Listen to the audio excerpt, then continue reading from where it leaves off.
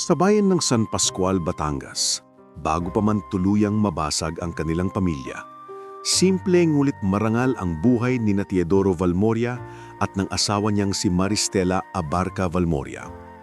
Hindi man sila mayaman, kilala si Teodoro sa talyer bilang maaasahang mekaniko. Yung tipong kahit kalawangin ng makina o halos patay na ang lumong jeep, may paraan pa rin siyang makita. Sa umaga, maaga siyang umaalis para magbukas ng maliit na pwesto sa gilid ng kalsada. Sa gabi naman, umuuwi siyang amoy grasa, pagod na ang katawan pero hindi nawawala ang ngiti kapag sumasalubong ang panganay nilang si Nico at ang mas bata nitong kapatid na si Lian. "Papa, ayos na ba yung bisikleta ni Kuya Tisoy?" Tanong ni Nico isang hapon habang nakadungaw sa pintuan ng talyer. "Bukas pa makukuha, pero kung gusto mo, tuturuan kita magtanggal ng gulong," sagot ni Teodoro habang pinupunasan ng kamay sa lumang basahan. Napangiti si Nico at agad na lumapit, samantalang sa may bangko ay tahimik lamang na nakaupo si Lian. Payat at maputla, hawak ang inhaler nito. Si Lian ang maselan sa dalawa. Madalas ubuhin, madaling hingalin, at kapag inaatake, kailangang bilhin agad ang mahal niyang gamot. Sa umpisa ay kaya pa nilang tugunan ng mga pangangailangan nito. Ngunit habang lumalala ang kondisyon ng bata, saka rin unti-unting lumulubog ang pamilya sa utang. Si Maristela ang tahimik na sandigan ng bahay. Siya ang naglalaba para sa ilang kapitbahay, nagtitinda ng banana queue sa tapat ng eskwelahan at gumagawa ng paraan para pagkasyahin ang perang hawak nila. Ngunit kahit anong tipid, kahit anong sikap, mga gabing ang laman ng hapag ay tuyong isda lang at sabaw. "Teo," mahinang sabi ni Maristela isang gabi habang inaayos ang lumang kulumbo, "ubos na ang huling padala ng ate ko. Wala na rin tayong mahihiraman kay Aling Mercy. Kanina, tinanong na naman ako sa butika kung kailan natin babayaran yung naunang gamot ni Lian." Napabuntong hininga si Teodoro at napaupo sa kahoy na silya. "May darating na trabaho bukas, 2 tricycle at 1 multicab. Baka makasingil ako ng maayos." "Hindi na sapat yun, Teo," putol ni Maristela, hindi sa galit kundi sa sukdulang pagod. "Hindi na ito tungkol sa pang-ulam lang, tungkol na ito sa buhay ng anak natin." Hindi agad nakasagot si Teodoro. Alam niyang tama ang asawa niya at iyon ang mismong sakit na araw-araw niyang pasan. Hindi siya tamad, hindi siya iresponsable, pero sa isang bansang ang sipag ng mahirap ay dalas kulang ta rin, pakiramdam niya ay unti-unti siyang pinapahiya ng sarili niyang kawalan. Dumating ang pagkakataong iyon sa pamamagitan ni Benedicto Suralta, dati niyang kakilala sa talyer na noon ay bakasyonista mula sa Saudi. Isang gabi, dumaan ito sa kanilang bahay dalang pantisal at balitang matagal nang ayaw marinig ni Teodoro pero wala na ring ibang mapagpipilian. "Pare," sabi ni Benedicto habang nakasandal sa bakod, "may opening doon sa maintenance team doon. Mahirap sa umpisa, oo, pero mas malaki ang kita kaysa rito sa 1 buwan mong pagpapagod. Kung gusto mong makaahon, baka ito na ang sagot." Tahimik si Teodoro. Ang taing naririnig niya ay ang pag-ubo ni Lian sa loob ng bahay. "Huwag mo nang patagalin ang desisyon mo, habang kaya mo pa, habang may dahilan ka pang lumaban." Nang gabing iyon, mahaba ang katahimikan sa pagitan ni Teodoro at Maristela. Hindi agad sila nag-usap. Nakahiga si Nico sa lapag, tulog na. Si Lian din ay himbing matapos inumin ng huling kalahati ng sirop na halos paubos na. Sa labas ay maririnig ang mahinang tahol ng aso at pagdaan ng ilang tricycle. "Iniisip mo talagang umalis?" tanong ni Maristela nakatingin lamang sa kisame. "Hindi ko gusto, pero baka ito na lang ang natitirang paraan." "Paano kami rito?" "Para nga sa inyo kung bakit ko gagawin yan." Napaupo si Maristela at nakatingin sa asawa. "Madali mong sabihin yan kasi ikaw ang aalis, ikaw ang may trabaho, may bagong paligid, may pag-asang mas kumita. Ako ang maiiwan rito. Ako ang sasalo sa sakit ni Lian, sa pag-aaral ni Nico, sa pangungutya ng mga tao kapag hindi tayo nakabayad." "Anong gusto mong gawin ko?" Biglang napalakas ang boses ni Teodoro. Manood na lang habang lumalala ang lagay natin. Araw-araw ko nang naririnig yan, Maris. Araw-araw ko ring nakikita ang mga anak natin na unti-unting kinakain ng kahirapan. Hindi sumagot agad si Maristela. Napahigpit ang hawak niya sa laylayan ng damit niya. Nang magsalita siya muli, mahina na ang tinig niya. Hindi kita pinipigilan. Natatakot lang ako. Baka sa pag-alis mo, may mawala sa atin na hindi na maibabalik. Tumayo si Teodoro at lumapit sa asawa. Hinawakan niya ang balikat nito. Makinig ka sa akin. Babalik ako. Hindi ako aalis para iwan kayo. Aalis ako para pagbalik ko, hindi na tayo mabubuhay ng ganito. Iyon ang pangakong binuhol nila sa gitna ng kahirapan. Pangakong totoo sa oras na iyon, pero hindi sapat para hadlangan ang unos na darating. Mabilis na umusad ang mga sumunod na linggo. Nagbenta sila ng iilang gamit, nangutang para sa placement fee, nakisuyo sa kamag-anak. Kahit ang lumang singsing ni Maristela na bigay pa ng kanyang ina ay naisanla rin para madagdagan ng pambayad sa requirements. Habang papalapit ang araw ng pag-alis, lalong bumibigat ang pakiramdam sa bahay. Hindi ito iyong saya ng pamilyang may bagong oportunidad. Ito iyong tahimik na takot ng mga taong alam na may kapalit ang bawat pag-asa. Sa mga panahong abala si Teodoro sa pag-aasikaso ng papeles, may isa pong taong unti-unting pumapasok sa paligid nila. Si Edric Sarmiento, kapitbahay na tricycle operator, madaldal, palabiro at laging handang tumulong. Maristela, ako na bahala riyan sa sako ng bigas, mabigat yan para sa'yo. Sabi ni Edric minsang nadatnan niyang nagbubuhat si Maristela ng pinamili. Huwag na Edric, kaya ko na ito. Hindi, sige na, wala namang masama sa pagtulong. Lalo na ngayon, mukhang problemado ka. Hindi iyon agad pinansin ni Maristela. Sa totoo lang, bihira niyang gustuhin ng masyadong malapit na pakikialam ng ibang tao. Pero sa isang bahay na puno ng problema, minsan kahit simpleng pag-alalay sa pag-uwi ng isang sako ng bigas ay nagmumukhang hinawa. Hindi ito nakaligtas sa mapanuring mata ni Corazon Abarca, ang ina ni Maristela, nakilala sa barangay sa pagiging mapanumbat at mainit ang dila. Naku Maris, sabi ni Corazon habang kumakain ng nilagang saging sa kusina. Habang wala pa ang asawa mo, mag-ingat ka riyan kay Edric. Masyadong mabait ang lalaking sobra kong umaligid.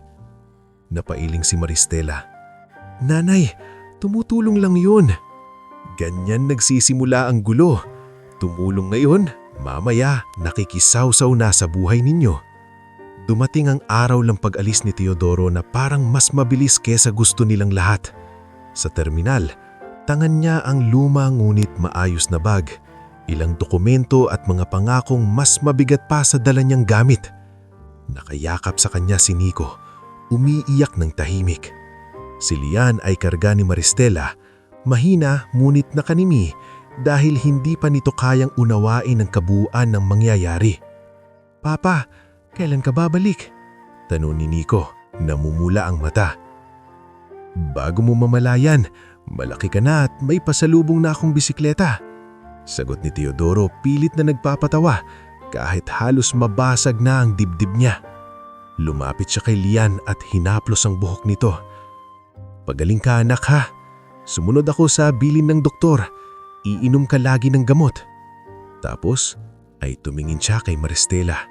Sa sandaling iyon, pareho silang maraming gustong sabihin ngunit walang makabuo ng tamang salita. Alagaan mo sila, sabi ni Teodoro. Napangiting mapait ang Maristela. Sila ang dahilan kaya kakayanin ko. Magtiwala ka sa akin. Napakurap ang Maristela upang pigilan ang luha. Wala akong ibang pagpipilian kundi magtiwala. Iyon ang huling yakap nila bago sumakay si Teodoro sa bus. Habang papalayo ang sasakyan, nakatanawa lamang si Maristela sa bintanang unti-unting nagiging salamin ng distansyang hindi pa nila alam kung gaano kahirap tatawarin. Sa dibdib ni Teodoro, may halo-halong takot, pag-asa at pangungulila. Hindi pa siya nakakarating sa ibang bansa, nagsisimula na agad ang tunay na laban. Pagdating sa Saudi, mabilis niyang natuklasan na hindi sapat ang sipag para maging madali ang buhay. Mabigat ang trabaho, mainit ang araw, at istrikto ang amo nilang si Hassan Al-Rubayi. Ang head supervisor nila na si Khaled Naim ay malamig magsalita at mabilis magalit, lalo na sa mga dayuhang manggagawang hindi marunong sumagot sa Arabic. "You work faster, Teodoro! No excuses!" Sigaw ni Khaled isang araw habang pinapagalitan siya sa harap ng iba. "Yes sir," sagot lamang ni Teodoro kahit nanginginig na ang mga braso niya sa pagod. Sa gabi, kapag nakakahinga na siya sa barracks, inilalabas niya ang lumang litrato ng pamilya niya. Si Maristela na bagong ligo, si Nico na nakanganga sa kamera, at si Lian na nakasandal sa ina. Doon lang siya malayang masaktan. Doon lang siya pwedeng umiyak nang hindi nakikita ng iba. At sa Pilipinas, habang nagsisimula ang laban ni Teodoro sa ibang bansa, nagsisimula rin ng mas mabigat na pagsubok para sa pamilyang iniwan niya. Isang pagsubok na sa simula ay tila simpleng pagtitiis lamang, ngunit unti-unti palang magiging bitak na sisira sa pundasyon ng lahat ng ipinangako nila sa isa't isa. Sa mga unang buwan matapos dumating si Teodoro sa Saudi, ang taming sandigan niya ay ang paulit-ulit na pangako sa sarili na hindi siya pwedeng bumigay. Mula sa barracks na masikip at mainit hanggang sa mga araw na halos wala ng pahinga sa ilalim ng tindi ng araw, pilit niyang pinaniniwalaan ng sarili na bawat sugat sa palad at bawat gabing hindi siya makatulog ay may katumbas na ginhawang naghihintay sa pamilya niya sa Pilipinas. Ngunit habang pinipilit niyang maging matatag sa ibang bansa, sa kabila naman ng dagat ay unti-unti nang lumulubog sa mas malalim na bangin sina Maristela, Nico at Lian. Sa umpisa, maayos pa ang pagpapadala ni Teodoro. Kada sweldo may itinatabi siya para sa bayarin sa placement loan, may kaunting pambili ng sariling pangangailangan, at halos lahat ng matira ay ipinapadala niya sa dating bahay nila sa San Pascual. Minsan, sa sobrang pagnanais niyang mapalakas ang loob ng pamilya niya, pinipilit niyang tumawag kahit ilang minuto lang ang kaya niyang bilhin sa phone card. "Maris, kumusta kayo?" Tanong niya minsang nakakuha siya ng pagkakataong tumawag mula sa tindahan na malapit sa barracks. Sa kabilang linya, narinig niya ang paghingal ni Maristela bago ito sumagot. "Ayos lang kami. Si Lian inubo na naman kagabi, pero nakahinga na rin pagkatapos ng nebulizer sa center. Si Nico pumasok pa rin sa school." Napapikit si Teodoro sa pagod at lungkot. "Magdadagdag ako sa padala sa susunod. Huwag mong tipirin ang gamot ni Lian." "Hindi naman sa pagtitipid, Teo," sagot ni Maristela. "Kulang lang talaga minsan. Pero wag mo munang isipin yon. Ingatan mo sarili mo dyan." Sa mga unang tawag nilang iyon, may paglalambing pa, may pag-alalahanan pa. Ngulit habang lumilipas ang mga buwan, unti-unting napapalitan ng lambing ng pagod at ang pagod ng tampuhan. Sa Pilipinas, hindi sapat ang pinadadala ni Teodoro para mabura ang lahat ng problema. Kapag may biglaang atake si Lian, nauubos agad ang pera. Kapag may kailangang bayaran sa paaralan ni Nico, nababawasan ang nakalaan para sa pagkain. At sa bawat kakulangan, si Maristela ang humaharap sa kahihiyan ng pangungutang at pakiusap. Doon nagsimulang mas madalas pumasok si Edric Sarmiento sa kanilang buhay. Hindi naman siya agad naging mahalagang tao sa bahay. Sa totoo lang, una siyang dumating bilang simpleng kapitbahay na laging handang umalalay. Kapag hirap si Maristela magbuhat ng tubig, siya ang kusang tutulong. Kapag gabing walang mabilhan ng gamot, sasabihin niyang ihahatid niya sa bayan. Kapag umiiyak si Lian, minsan ay nagdadala siyang tinapay o gatas na animoy walang kapalit. "Maris, huwag ka nang mahiya sa akin." Dahanig ng madalas siyang sabihin habang nakatayo sa may pintuan. "Magkakapitbahay lang naman tayo. Isa pa, wala naman si Teodoro rito. Kahit paano, may maaasahan ka." Hindi gusto ni Maristela ang paraan ng pananalita ni Edric. Lalo na ang mga pagkaataong tila may nakatagong kahulugan ng kabaitan nito. Pero sa panahon ng gagipitan, mahirap tanggihan ng kahit katiting na tulong. Minsang inatake si Lian sa kalagitnaan ng gabi. Si Edric ang naghatid sa kanila sa health center gamit ang tricycle nito dahil wala ng ibang masasakyan. "Salamat," Maikling sabi ni Maristela habang yakap ang inuubong bata. Wala yun. Sumliyap si Edric kay Maristela. Kung ako sa'yo, huwag mo nang pasanin lahat mag-isa. Hindi ka bakal.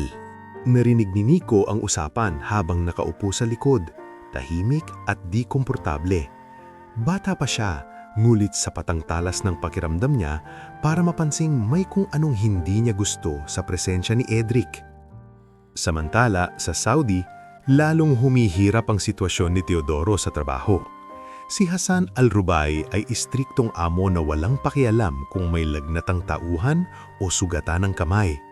Si Khalid Naim naman ay tila laging naghahanap ng dahilan para ipahiya ang mga Pilipino sa team.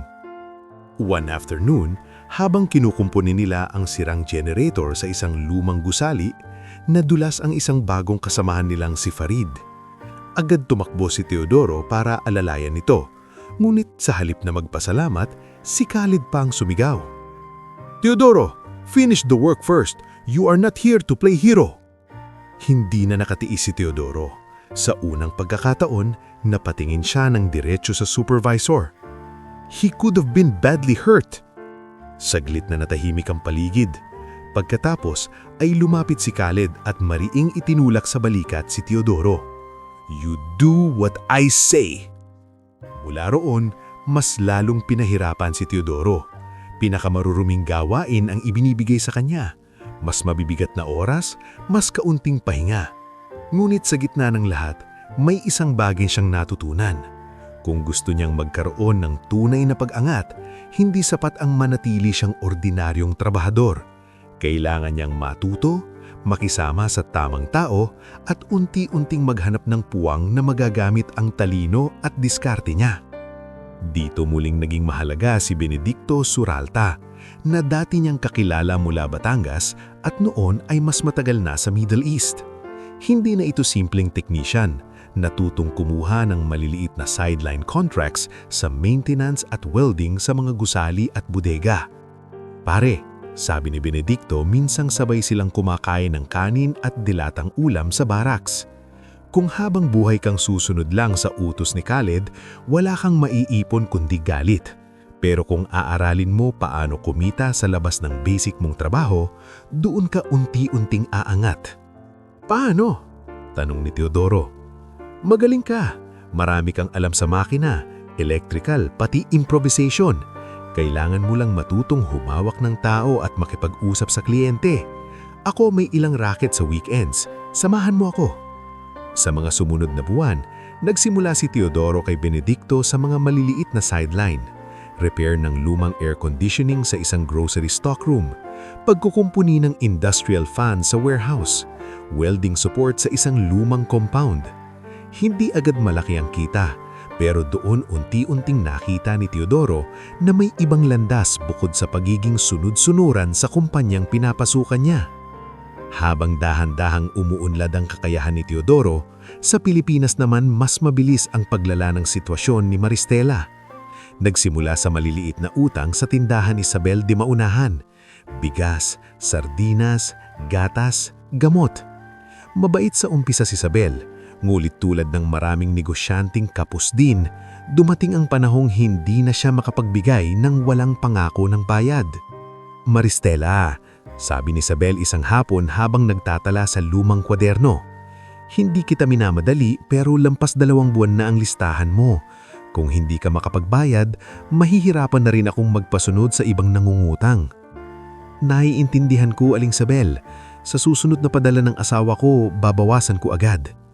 Ngulit ang masaklap, may mga panahong hindi dumarating ang padala sa oras. Minsan ay delayed, minsan ay kulang dahil sa deductions. Minsan ay may emergency rin si Teodoro sa Saudi at napipilitan siyang magpaliwanag sa isang sulat o maikling tawag. Dito nagsimula magkaroon ng puwang si Edric para dumiskarte. "May kilala akong pwedeng pautangan," sabi nito minsang nadatnan si Maristela na umiiyak sa likod ng bahay. "Sandali lang naman para may panggamot si Lian at pang-enroll ni Nico." "Ayoko ng mas malaking utang." "Hindi ka naman magkakaganito kung wala kang sapat. Huwag kang magmatigas. Tutulungan lang kita." Ang tulong na yon ang nagdala sa kanila kay Rogelio Pantas, isang mapagkunwaring maayos maningil ngulit kilalang nananakit ng interes. Maayos itong manamit, laging may dalang solder at magsalitang parang legal lahat ang ginagawa niya kahit halatang nananakit. "Pirma lang dito, Ma'am Maristela," sabi ni Rogelio habang nakaupo sa plastic na silya sa lahak nila. "Madali lang to, maliit na halaga lang, basta hulugan ninyo linggo-linggo." Bakit parang ang laki naman yata ng tubo? Tanong ni Maristela. Kumunot ang noo habang binabasa ang papel. Standard lang yan, singit ni Hedrick. Huwag ka nang mag-alala, akong bahala sa usapan. Ayaw sanang pumirma ni Maristela pero pagtingin niya kay Lian na naghihingalo sa pag-ubo at kay Nico na gutom na nakatayo sa sulok, napapikit na lamang siya at nilagdaan ng papel. Sa sandaling iyon, hindi pa niya alam na ang pasyang iyon ang isa sa mga hakbang na unti-unting hihila sa kanila, pababa. Lumipas ang mga taon na parang lumulutang si Teodoro sa pagitan ng dalawang mundo. Sa Saudi, unti-unti na siyang umaangat. Natuto siyang humawak ng maliit na team. Nakapag-ipon siya ng sapat para makaalis sa abusadong kumpanya at sumama kay Benedicto sa mas maayos na subcontracting setup.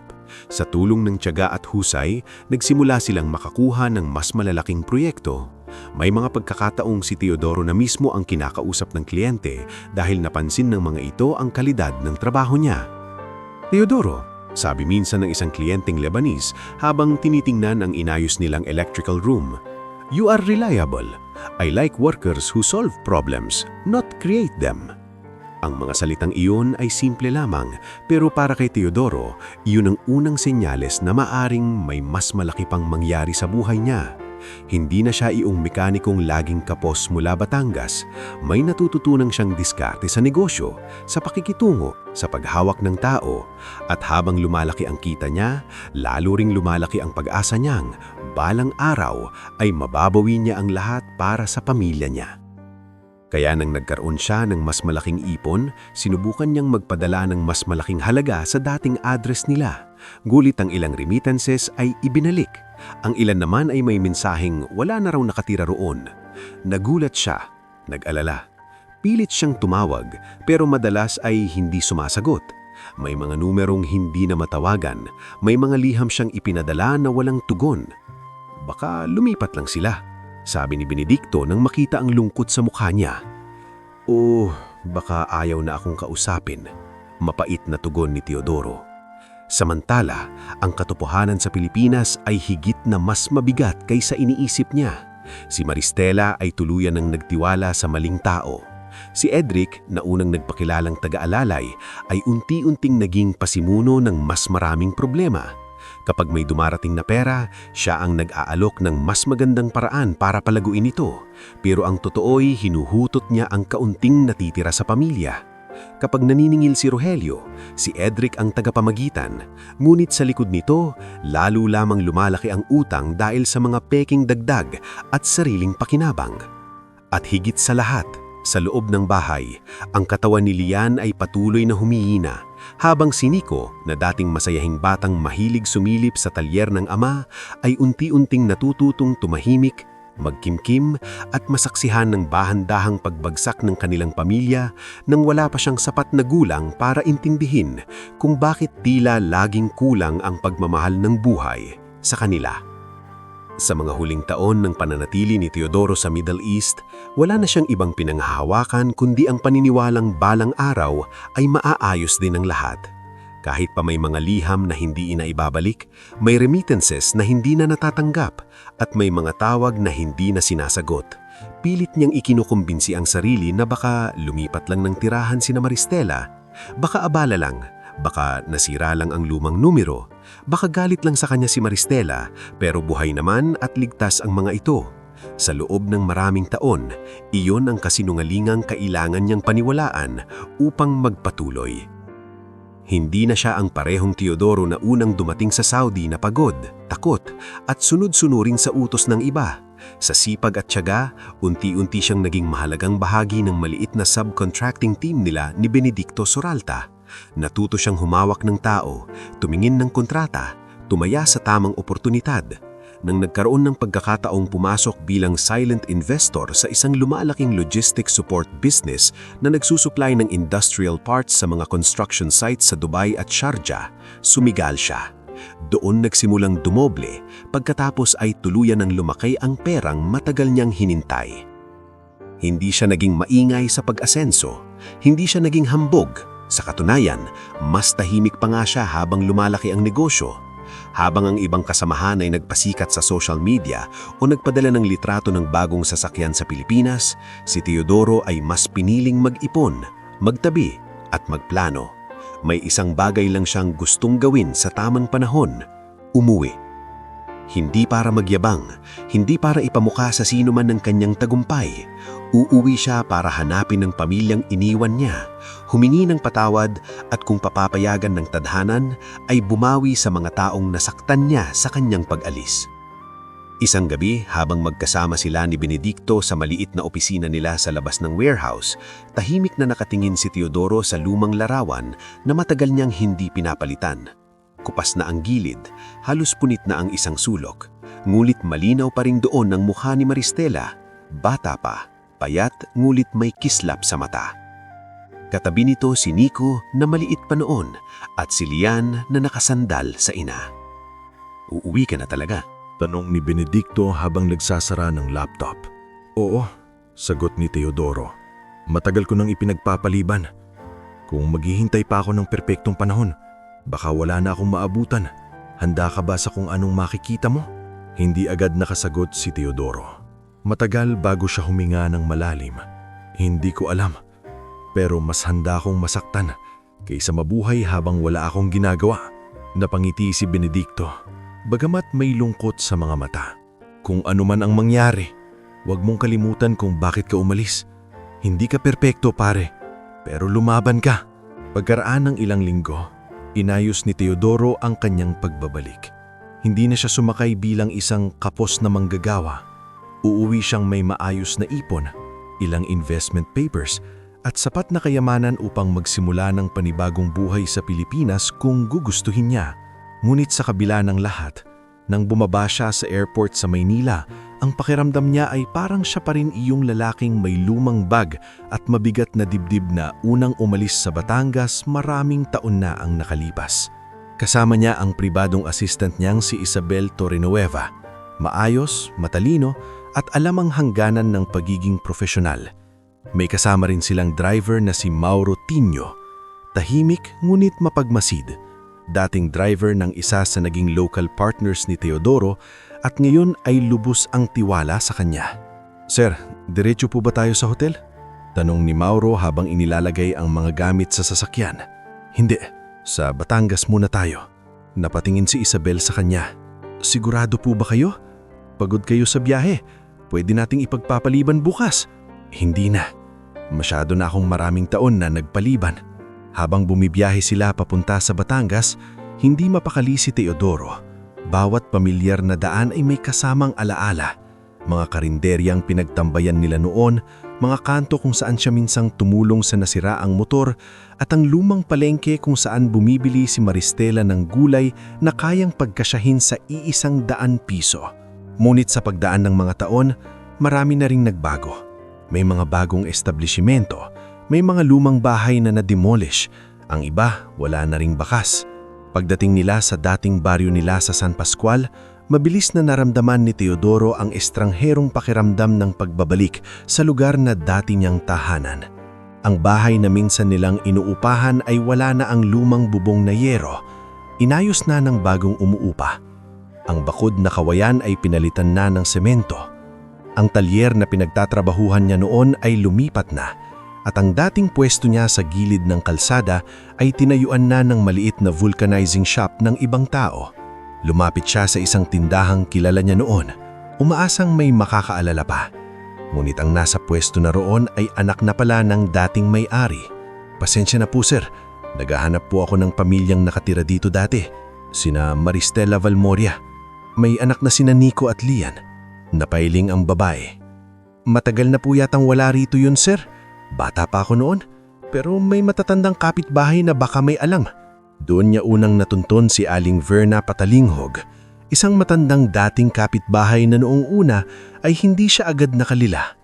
Nakaupo ito sa harap ng bahay, hinihiwa ang sitaw para sa tanghalian at mapanuri ang tingin nang lapitan sila. Ate Verna, mahina ngulit nanginginig ang boses ni Teodoro. Ako po si Teodoro Valmoria. Napatigil ang matanda. Halos bumagsak ang kutsilyong hawak nito. Ilang segundo, tila hindi ito makahinga. Teodoro? Bulong nito. Ikaw ba talaga yan? Tumanggo si Teodoro. Opo, umuwi po ako para hanapin sina Maristela at mga bata. Hindi agad nagsalita si Aling Verna. Sa halip, tumingin muna ito sa mukha niya na parang hinahanap ang binatang mekanikong biglang naglaha noon.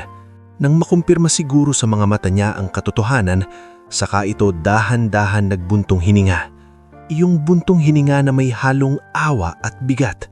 Matagal ka nang dapat bumalik, sabi nito sa wakas. Parang may humigpit sa dibdib ni Teodoro sa tono pa lang ng matanda. Nasaan po sila? Hindi ko na alam kung saan ang huling tirahan nila ngayon. Sagot ni Aling Verna. Pero matagal nang hindi maganda ang pinagdadaanan ni Maristela. Nung una, pilit niya pang kinakaya. Pero nang lumala ang utang at nagkagulo-gulo ang buhay nila, paalis-alis na sila ng inuupahan. Minsan nasa kabilang barangay, minsan sa may palengke, minsan kung saan makikituloy. Tila lumamig ang paligid para kay Teodoro. Paano po ang mga bata? Napayuko si Aling Verna. Si Nico, lumaki ng maaga.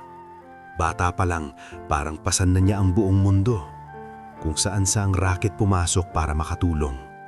Tapos, lumuwas na raw sa Maynila. Si Lian, hindi nito agad natapos ang sasabihin. Nanginginig ang labi ni Teodoro. Ano po ang nangyari kay Lian? Napatitig sa kanya ang matanda at sa mata nito'y malinaw ang awa. Wala na si Lian, Teodoro. Para sa isang iglap, walang tunog na pumasok sa tenga ni Teodoro. Hindi niya narinig ang mga dumadaang motor. Hindi niya narinig ang kaluskus ng mga dahon. Taning ang isang pangungusap lamang ang paulit-ulit na sumasampal sa kanya. Wala na si Lian. Hindi po. Napaatras siya. Hindi maaari. Hindi pwedeng. Bata pa siya noon. Dagdag ni Aling Verna. Mahina ang boses. Nagkakomplikasyon sa paghinga. Sabi ng mga nakakaalam, hindi naagapan. Napahawak si Teodoro sa gilid ng mesa sa harap ng tindahan dahil tila mawawala ang lakas ng tuhod niya. Si Isabel ay agad lumapit handang umalalay. Mulit itinaas lang niya ang kamay. Hindi dahil kaya niya, kundi dahil hindi niya pa kayang tanggapin na may ibang hahawak sa kanya habang wasak siya. Nasaan si Maristela? Tanong niya muli, halos pabulong na. Kailangan ko siyang makita. Sa tulong ni Aling Verna at ng ilang pira-pirasong impormasyon mula sa mga kakilala sa barangay, natuntun nila na may mga pagkakataong nakikita raw si Maristela sa Maynila. Kung minsan ay namamasukan, kung minsan ay nagtitinda ng kung ano-ano, at kung minsan na may bigla na lang nawawala sa isang lugar kapag may naniningil. May nakapagsabi ring ang anak niyang si Nico ay nagtatrabaho raw noon sa palengke kasama ang isang kargador na si Paeng Cordero bago tuluyang lumuwas. Hindi na nag-aksaya ng oras si Teodoro. Kinabukasan din, bumiyahe sila ni Mauro at Isabel pa Maynila upang sundan ang mga impormasyong iyon. Araw ang binilang nila sa kakahanap, sa gilid ng mga palengke, sa mga murang paupahan, sa mga barangay hall, sa mga tindahang maaaring may nakakakilala sa barangay. Sa bawat maling address, mas lalong lumalalim ang takot ni Teodoro. Sa bawat taong umuuga ang ulo at nagsasabing, parang narinig ko na ang pangalang iyan. Mas tumitindi ang pakiramdam niya na masyado na siyang nahuhuli. Isang gabi, habang binabagtas nila ang isang matiknit na eskinita sa Tondo, matapos ituro ng isang tinderang doon raw may isang babaeng dating namamasukan na may pangalang Maristela. Huminto ang sasakyan ni Mauro sa tapat ng isang luma at masikip na paupahan. Maingay ang paligid, may batang naglalaro sa gilid, may nagiinuman sa kanto. May amoy ng kanal, usok at lumang mantika sa hangin. Bago pa man makababa si Teodoro, narinig niya ang boses ng isang babaeng galit na galit. "Lumabas ka na dyan! Wala kang karapatang tumira rito kung 3 buwan kang walang bayad!" Pagbukas niya ng pinto ng sasakyan, nakita niya ang isang matabang landlady na may hawak na bayong, si Teresita Buno, na walang habas na inilalabas ang iilang gamit mula sa isang maliit na kwarto. Isang punit na kumot, lumang plastik na lalagyan at isang sirang-sirang bag. Sa may pintuan naman, ang isang babaeng halos hindi makalakad sa panghihina. Nakayuko, gusot ang buhok, kupas ang damit at litaw ang mga buto sa pingsik. Pilit itong pinupulot ng mga gamit habang sinasabing, "Pakiusap, kahit 2 araw pa, makakabayad ako. Hahanap lang ako ng malilibatan." 2 araw? Yan din ang sinabi mo nung 1 linggo. Hindi charity house ito. Hindi alam ni Teodoro kung bakit biglang lumabagal ang oras sa sandaling iyon. Hindi niya maipaliwanag kung paano, pero kahit paborado na halos ng gutom, sakit at hirap ang dating anyo ng babaeng iyon, may kung anong pamilyar sa galaw nito. Sa paraan ng pagyuko, sa mahinang panginginig ng kamay, sa mismong paraan ng paghawak sa kupas na bag na parang iyon na lang ang natitirong pag-aari niya sa buong mundo. Unti-unti siyang lumapit. "Maris?" Halos hangin lang ang lumabas sa bibig niya. Napahinto ang babae. Dahan-dahan itong tumingala. At sa isang saglit na tila bumaon sa buto ni Teodoro, nakilala niya ang mga mata. Hindi na iyon ang mga matang minsang puno ng pagod, ngunit matatag. Ang mga matang iyon ngayon ay puno ng takot, pagkapuyat at pagkawasak. Pero sa likod ng lahat, iyon pa rin si Maristela. Napatakip siya sa bibig, parang may dumagan sa dibdib niya nang sabay-sabay ang lahat ng taon ng pagkawala, ang lahat ng maling akala, ang lahat ng pagpapaliban. "Tiyo!" bulong ni Maristela, halos hindi makapaniwala. Hindi agad siya makalapit, hindi dahil ayaw niya, kundi dahil hindi niya natanggap ang nasa harap niya. Ang babaeng iniwan niyang may lakas pang lumaban ay heto ngayon, pinapalayas sa inuupahan, halos walang makain, at tila ilang hakbang na lamang ang layo sa ganap na pagkawasak. Sa gilid, si Teresita Buno ay napatingin sa kanila, nagtataka. "Kilala mo tong babae?" Gulit hindi na narinig ni Teodoro ang tanong. Taning ang mukha ni Maristela ang nakikita niya, at sa bawat linya ng pagkapayat nito, sa bawat bakas ng gutom at hirap sa balat nito, para siyang paulit-ulit na sinasampal ng katotohanang kahit gaano pa kalaki ang naipon niyang yaman, kahit gaano pa siya umasenso sa ibang bansa, hindi niya nagawang iligtas ang pamilyang minsan niyang ipinangakong babalikan. Hindi agad nakagalaw si Teodoro matapos makilala si Maristela sa ilalim ng maputlang ilaw sa eskinita. Ang lahat ng taon ng paghahanap, ang lahat ng gabing tinangka niyang isiping may maayos na dahilan kung bakit hindi niya matagpuan ang pamilya niya, ay sabay-sabay na nagbagsakan sa dibdib niya nang makita ang dating asawa na halos wala ng lakas, pinapalayas at nagmamakaawa sa isang landlady para lamang sa 2 pang-araw na palugit. Si Maristela naman ay nakatitig lang sa kanya na para bang hindi sigurado kung tao ba itong nasa harap niya o panandali ang alaala lang na gawa ng gutom at pagod. "Teo!" ulit niya, mas malinaw na ngayon pero nanginginig ang boses. Lumapit si Teodoro ng dahan-dahan, tila natatakot na baka mawala siya kapag bigla ang galaw. "Ako nga, Maris. Ako ito." Hindi pa rin gumalaw si Maristela. Para bang naubos na sa kanya ang kakayahang magpakita ng matinding emosyon dahil sa sobrang dami na niyang naranasan. Ngunit nang napansin niyang si Isabel ay yumuko para pulutin ang nalaglag niyang mga gamit, saka siya tila natauhan at napaatras ng bahagya. "Huwag!" mabilis niyang sabi, halos reflex na lamang. Ako na rito." Ang tinig niyang iyon may halo ng hiya, takot at ugaling sanay ng saluhin mag-isa ang kahihiyan, ang tuluyang nagwasak kay Teodoro. "Maris," sabi niya, mas mahina, "huwag mo nang buhatin yan. Ako na. Napatayo si Teresita Buno, ang landlady, at tinaasan sila ng kilay. Kung kamag-anak mo yan o kung sino man, mabuti at dumating ka. Hindi ko na kaya ang awa-awa. 3 buwan nang walang bayad. Puro pangako, wala namang pera. Ilang taon nang natutunang humawak ng negosyo at makitungo sa matitigas na tao si Teodoro. Pero sa sandaling yon, hindi niya ginamit ang boses ng isang mayamang negosyante.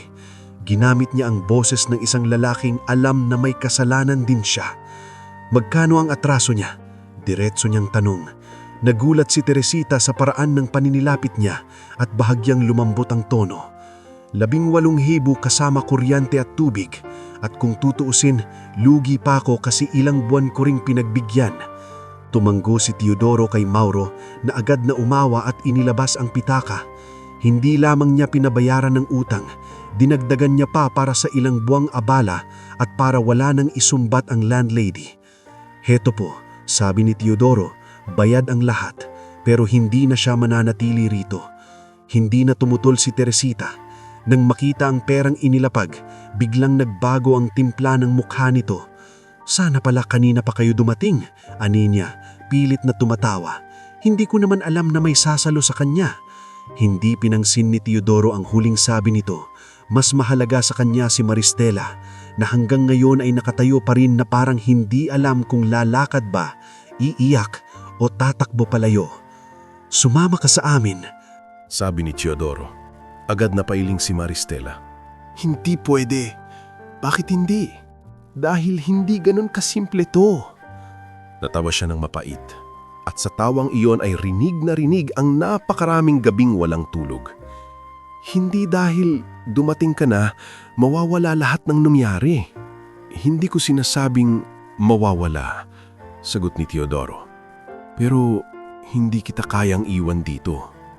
Saglit siyang tinitigan ni Maristela at sa wakas ay bumigay ang matigas niyang tindig.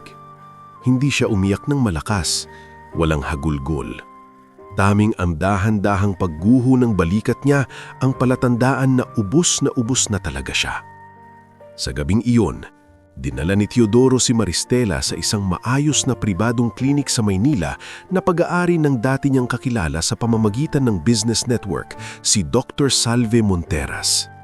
Tahimik, propesyonal at may likas na malasakit ang doktora, kaya agad nitong inasikaso si Maristela nang hindi ito pinaparamdamang kawawa siya. Matapos ang ilang paunang tests at examination, kinausap ni Dr. Salve si Teodoro sa gilid ng hallway. Matindi ang pagkapagod, sabi nito. Malnourished siya. Mataas ang stress level. Mukhang matagal ding hindi nagagamot ang ilang simpleng karamdaman kaya lumala. Pero hindi pa huli ang lahat. Kailangan niya ng pahinga, tamang pagkain, gamot, at higit sa lahat, katahimikan. Napapikit si Teodoro. Kaya pa ba? Tao ang kausap mo, hindi lang katawan, sagot ni Dr. Salve. Ang katawan, maaagapan natin. Ang loob, mas matagal. Huwag mong madaliin. Pagpasok niya sa kwarto, nadatnan niyang nakaupo si Maristela sa malinis na higaan. Tila hindi sanay na walang tumatagas sa bubong, walang maingay na kapitbahay at walang sinumang nanininil sa pintuan. Hindi mo kailangang gawin to, sabi nito nang hindi nakatingin sa kanya. Kailangan kong gawin kahit kaunti lang sa mga bagay na dapat noon ko pa ginawa. Ngayon mo lang naisip. Tumama sa kanya ang tanong, pero hindi siya umiwas. Matagal kitang hinanap. Dahan-dahang humarap si Maristela. Talaga? Kasi habang nililibing ko si Lian, wala ka. Habang pinapalabas ako sa inuupahan, wala ka. Habang si Nico, bata pa lang natutong magbanat ng buto at matulog ng gutom, wala ka. Walang maibullas si Teodoro. Wala siyang depensang makakapagpaliit sa sakit na iyon. Hindi ko alam na ganyan ang nangyari, sabi niya sa wakas. Basag ang boses. Naghahanap ako, nagpapadala ako. Bumalik ang pera, nawala ang mga numero. Hindi ko alam. Pero nawala ka pa rin. Putol ni Maristela. Tahimik silang pareho. Pagkatapos ay napaupo si Teodoro sa silya sa tabi ng kama at yumuko. Kung galit ka sa akin, tanggap ko. Kung hindi mo ako mapatawad, tanggap ko rin. Pero hayaan mo akong itama ang kaya ko pang itama. Hindi sumagot si Maristela agad. Matagal bago ito nagsalita muli. Mas mahina na ang tinig. Hindi ko alam kung kaya kitang mapatawad, Teo. Pero pagod na akong mabuhay ng laging takot. Pagod na akong mag-isa. Kung may natitira ka pang katotohanan, wag mo na akong lukuhin ngayon. Tumanggo si Teodoro. Iyon ang unang bitak sa pader sa pagitan nila. Hindi kapatawaran, kundi pahintulot na tumulong siya. Kinabukasan, nagsimula ang isa pang mabigat na bahagi ng pagbabalik ni Teodoro, ang paghahanap kay Nico. Mula sa mga impormasyong nakuha nila, nalaman nilang ilang taon ding namamasakan si Nico sa iba't ibang raket. Nagkargador sa palengke, nagbuhat sa bodega. Sumama raw pa sa ilang barkadang hindi maganda ang impluensya nang dumating sa puntong wala na siyang pakialam sa sarili. Ngunit ayon kay Aling Verna at sa isang lumang kakilala sa palengke, may tumulong sa kanya noon, si Paeng Cordero. Isang tapat na kargador na itinuring siyang parang nakabatang kapatid. Sa tulong ni Paeng, nalaman nilang huling nakitang nagtatrabaho si Nico sa isang trucking yard sa Valenzuela bilang helper. Nang narating nila ang lugar, halos hindi agad nakilala ni Teodoro ang sariling anak. Ang batang minsang nagtatanong tungkol sa bisikleta at sumisilip sa talyer ay isa ng binatang payat ngunit matigas ang tindig, maitim sa araw, sanay sa pagod at halatang mabilis mawalan ng tiwala. Nico. Tawag ni Teodoro nang makita siyang nagbubuhat ng kahon sa may truck. Napalingon ng binata. Sa una walang pagkilala sa mukha nito. Mulit nang pagmasdan niya ang lalaking nakatayo ilang hakbang ang layo, may kung anong lumipat sa mata niya. Pagkagulat, pagkatapos ay malamig na galit. "Bakit ka dito?" Matigas niyang tanong. "Ako ang tatay mo. Alam ko kung sino ka," sagot ni Nico. "Ang tanong, bakit ka nandito ngayon?" Lumapit si Teodoro pero agad umakras si Nico. "Huwag kang lalapit. Hindi dahil gusto kitang makausap. Hindi kita kailangan." "Nico, pakinggan mo lang ako." "Para saan?" Halos sumigaw na siya. Napatingin ang ilang trabahador sa kanila. "Para sabihin mong may dahilan ka? Para sabihin mong nahirapan ka rin?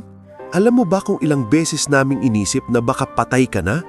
Alam mo ba kung ilang beses umiyak si Mama habang sinasabi sa amin na baka darating ka pa?" Tinikom ni Teodoro ang bibig. Hindi siya pwedeng sumagot ng padalus-dalus. "Naghahanap ako sa inyo," sabi niya. "Hindi ko alam ang nangyari kay Lian. Hindi ko alam na umabot kayo sa ganyan." Natawa si Nico, pero hindi iyon tawa ng tuwa. "Hindi mo alam? Yan lagi ang sagot ng mga taong matagal nang wala. Hindi nila alam. Wala akong hihinin sa iyo ngayon kundi pagkakataong itama ang kaya ko pang itama. Wala ka ng karapatang humingi." Tumalikod si Nico at akmang aalis na sana. Ngunit sa sandaling iyon ay dumating si Paeng Cordero na nakakita sa tensyon. Matandang lalaki na matibay pa rin ang katawan, siya ang unang tumingin kay Teodoro na parabang sinusukat kung ano ang intensyon nito. "Ikaw ba yung ama niya?" tanong ni Paeng. "Oo," sagot ni Teodoro. Napabuntong hininga si Paeng. "Matagal kaming hinintay noon, pero kung totoong babawi ka, patunayan mo. Dahil ang batang yan, halos wala nang natitirang tiwala sa mundo." Hindi na nagpumilit si Teodoro na makipagtalo kay Nico. Sa halip ay iniwan niya rito ang contact details niya at sinabi ang kinaroroonan ni Maristela sakaling gusto nitong makita ang ina. Pagbalik niya sa klinik, hindi siya nagpahinga. Sa unang pagkakataon matapos ang maraming taon, ginamit niya ang pera at kapangyarihang nakuha niya hindi para sa negosyo, kundi para harapin ang mga taong sumamantala sa kahinaan ng pamilya niya. Sa tulong ni Attorney Lyneth Quirino, mabilis nilang sinimulang himayin ang mga lumang papeles ng utang ni Maristela. Doon lumitaw ang mga pirma na kahina-hinala, ang mga interes na sobra-sobra at ang mga singil na halatang pinalubo. Lalo nang tumibay ang kaso ng aminin ni Maristela na may ilang dokumentong hindi niya lubusang nabasa noon at may ilan ding pinapipirma sa kanya habang desperado siyang may pagamot si Lian. Hindi lang ito simpleng utang, sabi ni Attorney Lineth habang nakasalansan sa mesa ang mga papeles. May pananakot, may peke at posibleng may usaping estafa at illegal lending practices. Unang hinarap nila si Rogelio Pantas. Hindi na ito kasing tapang nang makatanggap ng legal notice at mapadalhan ng imbitasyon sa barangay at presinto. Sanay siyang manakot ng mga taong walang panlaban. Hindi siya sanay na may sumusulubong sa kanya na abogado at dokumentadong ebidensya. Misunderstanding lang ito, pilit na sabi ni Rogelio nang magkita sila sa opisina ni Attorney Lineth. Misunderstanding? Malamig na tugon ni Teodoro. Kasama ba sa misunderstanding ang pananakot sa babaeng mag-isang nagpalaki ng anak? Ang pinalubong singil? Ang mga pirma na hindi malinaw kung paano nakuha? Natahimik si Rogelio. Nang hindi agad makasagot, si Attorney Lineth na ang nagsalita. May testigo rin kami at kung hindi ka makikipag-ayos ng tama, itutuloy namin ito sa mas mabigat na reklamo. Sa kabilang banda, mas mabigat at mas personal ang pagharap kay Edric Sarmiento. Hindi lamang pera ang kinuha nito, sinamantala rin ito ang emosyonal na kahinaan ni Maristela at ginamit ang pagiging malapit para mapalubog ang pamilya. Natagpuan nila si Edric sa isang sabungan sa gilid ng bayan, may hawak pang tiket, akalang hindi siya maaabot ng nakaraan. Ngulit nang makita niya si Teodoro, nang lamig ang mukha nito. Ayos bumalik ka rin pala. Hindi kita pinuntahan para makipagkamay. Anong gusto mo? Luma na yan. Lahat naman tayo dumiskarte lang. Ang tawag mo sa panluloko, dumiskarte? Hakbang si Edric palapit, pilit na mayabang. Huwag kang umasta na ikaw ang malinis. Iniwan mo nga sila. Tumama ang salita, pero hindi nagpadala si Teodoro sa bugso ng galit. Tama ka, may kasalanan ako. Pero hindi ibig sabihin nun may karapatan kang wasakin pa sila lalo. Doon na inilahad ni Attorney Lineth ang mga dokumentong nagpapakitang may ginamit na peke o sapilitang pahintulot sa ilang utang at bentahan ng gamit. May ilang testigong handaring magsalita, kasama si Isabel de Maunahan at maging si Aling Verna na matagal nang nakapansin sa manipulasyon ni Edric. Sa mga araw na sumunod, isa-isa nang bumalik ang kaunting kontrol sa buhay ni Maristela at Teodoro. Hindi pa ito ganap na kapayapaan, hindi pa ito kapatawaran. Ngunit nagsisimula ng umusad ang mga bagay sa direksyong hindi na puro pagkawasak. Nailipat si Maristela sa isang tahimik at disenteng bahay na pansamantalang nirentahan ni Teodoro habang nagpapagaling siya. Hindi palasyo, hindi maranya, ngunit malinis, ligtas at may bintanang hindi nakakatakot buksan.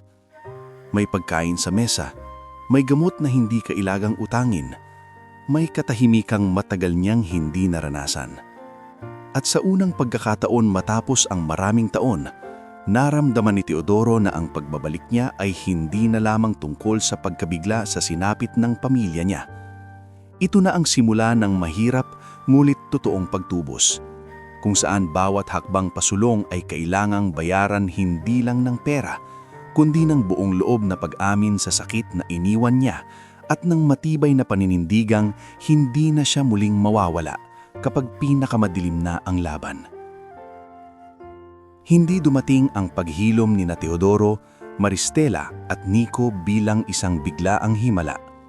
Walang isang umaga na paggising nila ay otomatikong magaan na ang lahat, na parabang burado na ang mga taong nasayang, ang mga taong nawala, at ang mga salitang matagal na nilang kinimkim laban sa isa't isa. Sa halip, ang pagbabago ay dumating sa paraang mabagal, masakit, at paulit-ulit na sinusubok ang pasensya nilang lahat. Ngunit sa kauna-unahang pagkakataon matapos ang napakaraming taon, ang bawat araw nila ay hindi na lamang tungkol sa pagtitiis. May direksyon na, may layunin na, at may kaunting ilaw na hindi na agad pinapatay ng takot. Sa pansamantalang bahay na inupahan ni Teodoro para kay Maristela, ilang araw munang tahimik ang mga umaga. Maaga pa lamang ay dumarating na ang caregiver na inirekomenda ni Dr. Salve Monteras upang tiyaking naiinom ang gamot, maayos ang pagkain, at unti-unting bumabalik ang lakas ng katawan ni Maristela. Ngunit kahit unti-unting lumalakas ang katawan nito, ang loob niya ay nananatiling maingat. Halos laging nagbabantay na baka may kapalit ang anumang kabutihang dumarating. Isang umaga, nadatnan ni Teodoro si Maristela sa may bintana, nakatitig sa bakuran habang tahimik na umiinom ng mainit na salabat. "Hindi ka pa rin sanay?" Mahinang tanong ni Teodoro habang inilalapag sa mesa ang pandesal na binili niya. Hindi agad lumingon si Maristela.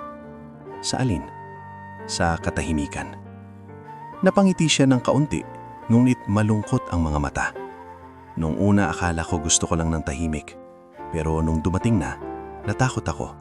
Kasi sanay na akong may kumakatok para maningil, may sumisigaw, may nagmamadali.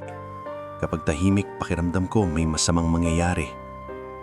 Lumapit si Teodoro, pero hindi masyadong malapit. Natutunan niyang igalang ang distansyang kailangan pa rin ni Maristela. Hindi ko kayang ibalik ang lahat ng taon na nawala, pero hanggat kaya ko, sisiguraduhin kong hindi ka na babalik sa dati. Doon lamang siya tumingin sa kanya.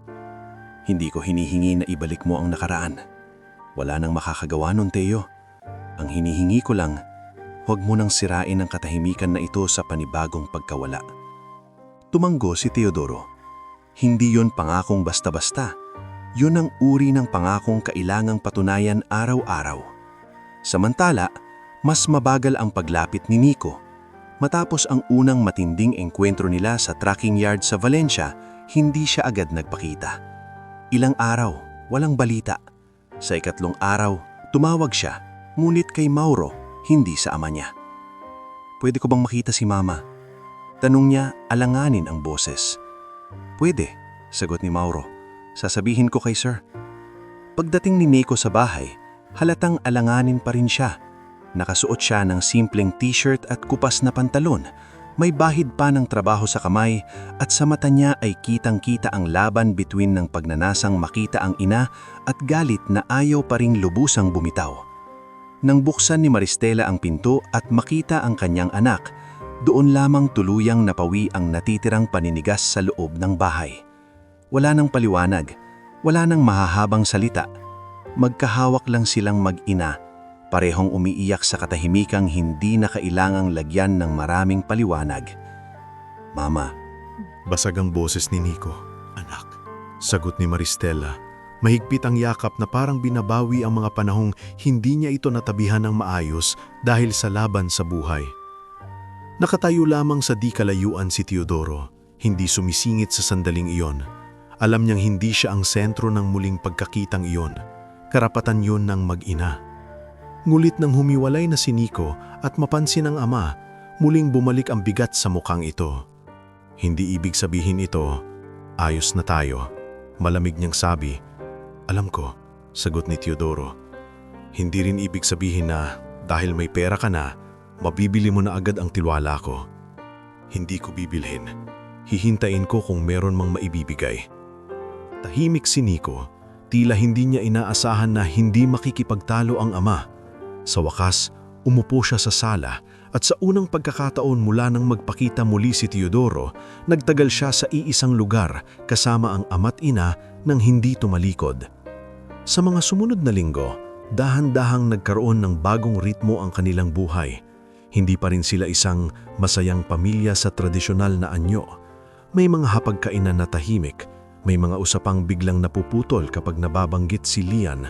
May mga gabing nagigising si Maristela mula sa masamang panaginip. May mga pagkakataong biglang lumalabas si Nico para mapag-isa kapag nakakaramdam siya ng sobrang sikip sa dibdib.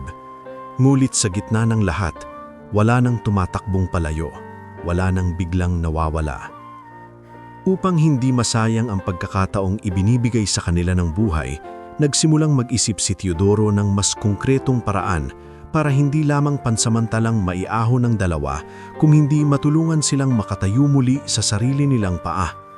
Isang hapon, habang magkasama sila ni Maristela sa mesa, inilatag niya ang isang simpleng ideya. "Naaalala ko dati," sabi niya, "kapag may handaan sa barangay, laging hinahanap para sa lumpia at pansit. Kahit gipit tayo noon, magaling kang magluto." Napatingin sa kanya si Maristela. Ibang panahon yon. Hindi ibig sabihin nun, Wala na ngayon. Hindi agad sumagot si Maristela, pero napansin ni Teodoro ang bahagyang pagbabago sa ekspresyon nito. Hindi pa pag-asa, pero hindi na rin lubos na pagtanggi. Sa tulong ni Isabel Torrenueva, nasanay sa pag-oorganisa at may maayos na pag-iisip sa maliliit na operasyon, nakipag-ugnayan si Teodoro kay Chef Milen Fajardo, isang balong negosyante na may maliit ngunit kilalang lutong bahay service sa Quezon City. Si Chef Milen ay hindi mayabang at may kakaibang galing magpatapang ng loob ng mga taong nawalan ng kumpiyansa sa sarili. Nagkamali ang maraming tao sa pag-aakala na ang pagluluto ay simpleng kusina lang. Hindi. Ang pagluluto, kabuhayan, disiplina, dangal. At kung marunong kang magpakain ng tao ng tapat, may puwang ka sa mundong ito. Sa umpisa, nanginginig si Maristela. Nanginginig pa nga ang kamay niya habang naghihiwa ng gulay sa test kitchen na ipinagamit ni Chef Milen. Ngunit nang tumagal, unti-unting bumalik ang kilos ng dating babaeng marunong magpalasa ng simpleng sangkap. Hindi sa isang iglap, kung hindi sa unti-unting pagbabalik ng tiwala sa sariling kamay. Mula sa ilang packed meals para sa staff ng maliit na opisina ni Teodoro, umabot ito sa mga order para sa construction workers sa mga project sites na hawak ng negosyo niya sa Pilipinas. Ang dating simpleng ideya naging maliit na lutong bahay business na si Maristela mismo ang namamahala kasama ang dalawang tumutulong na kababaihan mula sa komunidad, sina Aling Verna Patalinghod at isang biyudang dati ring napalayas sa inuupahan na si Jocelyn Bausa. "Nakay ko nagigaira ko pa ma," aminin ni Maristela isang gabi habang binibilang ang unang maayos na kinita nila. "Kaya mo, matagal mo nang kaya. Ang kulang lang noon, lugar na hindi ka sinisira habang nagsisimula ka." Hindi lamang si Maristela ang unti-unting nagbago, si Nico rin, bagamat mas tahimik ang proseso. Hindi siya agad sumali sa negosyo ng ama. Sa katunayan, tinanggihan niya ang unang dalawang alok ni Teodoro na tulungan siyang magkaroon ng mas maayos na posisyon sa logistics side ng negosyo. "Ayoko nang isipin ng tao na anak lang ako ng may pera kaya ako nandito. E di, huwag mong bigyan sila ng dahilan para isipin yon." Sagot ni Teodoro, magsimula ka kung saan ka komportable. Pero wag mo ring isara ang pinto sa pagkakataong baka may maibigay akong mas maayos sa'yo. Sa huli, sa payo na rin ni Paing Cordero, pumayag si Nico na sumubok, hindi bilang executive, hindi bilang anak ng boss, kundi bilang regular operations trainee sa isa sa mga tracking coordination units ni Teodoro. Dito, muling napatunayan ni Nico sa sarili niyang hindi niya kailangan ng awa. Sanay siya sa pagod, sanay siya sa diskarte. Ang kaibahan lang ngayon, may maayos ng sistema at may taong unang beses na hindi lamang humihingi sa kanya ng lakas, kundi nagtuturo ring gamitin ito para sa mas malaking kinabukasan. Isang gabi, matapos ang mahabang araw sa warehouse, nagtagpo sila ni Teodoro sa parking area habang pareho ng paalis. "Hindi kita pinapatawad," biglang sabi ni Nico nang hindi tumitingin. "Hinihintay ko pa rin kahit hindi dumating," sagot ni Teodoro. Pero huminto siya, saka huminga ng malalim. "Nakikita ko na sinusubukan mo." Hindi nakasagot agad si Teodoro. Sa loob ng lahat ng mga buwan na iyon na ang pinakamalapit sa kapatawarang narinig niya mula sa anak. Kasabay ng pagbangon nilang mag-ina, hindi rin binaliwala ni Teodoro ang mas malaking pananagutan sa komunidad na minsang sumaksi sa pagkawasak ng pamilya niya. Sa tulong ni Isabel, ni Paeng at maging ni Aling Verna, nagsimula silang magplano ng isang outreach center sa gilid ng estero sa Maynila, sa lugar na malapit sa mismong komunidad kung saan minsang nalugmok si Maristela. Hindi ito ipinagawa ni Teodoro bilang monumento sa sarili niyang pagbabalik. Ginawa niya ito bilang pag-aalala sa anak na hindi niya nailigtas. Nang malaman ni Nico ang plano, siya mismo ang nagmungkahi ng pangalan. "Gamitin natin ang pangalan ni Lian," sabi niya habang hawak ang blueprint sa mesa. "Para hindi siya mawala sa kwento natin na puro sakit lang ang iniwan niya." Tumahimik si Maristela. Muli na namang bumigat ang mga mata niya sa alaala ng anak. Ngunit sa pagkakataong iyon, hindi lang sakit ang naramdaman niya. May kakaibang lambot sa pagbanggit sa pangalan ni Lian. Parang sa wakas, hindi na lamang kamatayan ang ikinakabit nila rito, kundi pag-asa rin. Lian Hope Center. Mahinang sabi ni Teodoro. Maganda. Ang center ay itinayo hindi para sa ingranding seremonya, kundi para sa praktikal na tulong. Libreng consultation partnerships sa tulong ni Dr. Salve Monteras, basic legal orientation sa tulong ni Attorney Lyneth Quirino para sa mga nabibiktima ng mapagsamantalang pautangan, feeding support para sa mga batang kulang sa nutrisyon at livelihood referrals para sa mga magulang na nais magsimulang muli.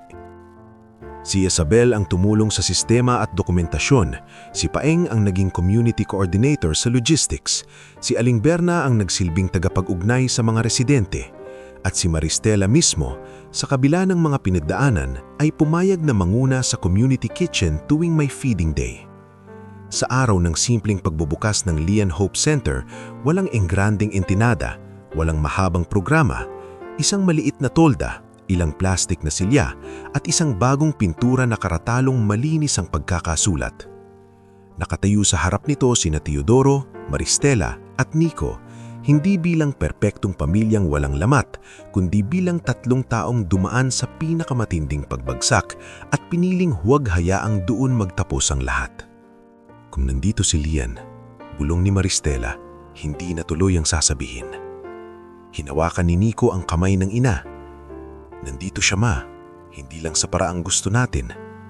Nayuko si Teodoro, pilit nilulunok ang bigat sa lalamunan.